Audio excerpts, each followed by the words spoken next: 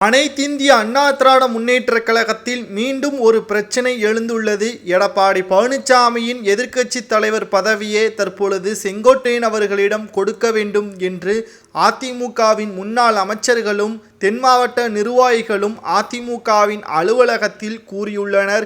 இதற்கு எடப்பாடி பழனிசாமி அவர்கள் சம்மதம் தெரிவிக்காமல் இருந்தால் ஜூன் 4ஆம் தேதிக்கு பிறகு எதிர்க்கட்சி பதவியை ராஜினாமா செய்ய வேண்டும் என்றும் தற்பொழுது கூறியுள்ளனர்.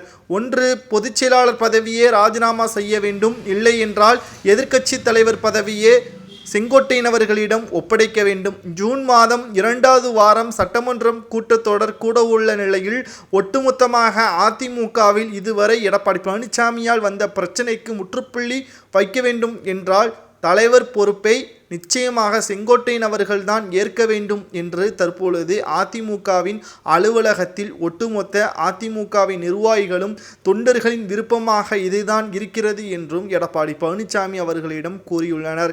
நாட்கள் செல்ல செல்ல எடப்பாடி பழனிசாமி அவர்களுக்கு எதிராக தற்பொழுது தொண்டர்கள் அதிகரித்து கொண்டு வருகிறார்கள். எடப்பாடி பழனிசாமி நினைத்தது நடந்து கொண்டிருக்கிறது என்று அவர் நினைத்து கொண்டிருக்கக்கூடிய சூழ்நிலையில் தற்பொழுது மிகப்பெரிய ஒரு இடியாக அவரது பதவியை பறிபோகக்கூடிய நிலைமையும் உருவாகிவிட்டது.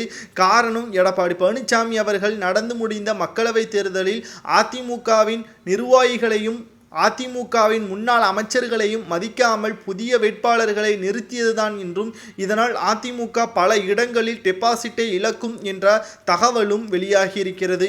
இனியும் எடப்பாடி பழனிசாமி தலைமை வகித்தால் அது அதிமுகவிற்குத்தான் மிகப்பெரிய ஒரு பேரிடியாக அமையும் என்றும் அதிமுக 2026 எதிர்க்கட்சி அந்தஸ்தை கூட இழந்து 3வது கட்சிக்கு தள்ளப்பட்டால் புரட்சித் தலைவர் ஜெயலலிதா அவர்களது ஆத்மா நிம்மதியாக சாந்தி அடையாது என்பதையும் நிர்வாகிகள் தற்பொழுது கூறியிருப்பது மீண்டும் ஒரு பரபரப்பை ஏற்படுத்தியிருக்கிறது. செங்கோட்டையன் அவர்கள் இந்த பதவியை கொடுத்தால் அவர் ஏற்றுக்கொள்வாரா அல்லது வேறு யாருக்காவது கொடுக்க வேண்டும் என்று கூறுவாரா என்ற அதுவும் ஒரு பிரச்சனையாகத்தான் இருக்கிறது. 47 ஆண்டுகள் அதிமுகவில் பயணித்து வந்த செங்கோட்டையன் சீனியர் என்ற அடிப்படையில் அவருக்கு கொடுப்பதற்கான அனைத்து ஏற்பாடுகளையும் நிர்வாகிகள் பார்த்து வருகிறார்கள்.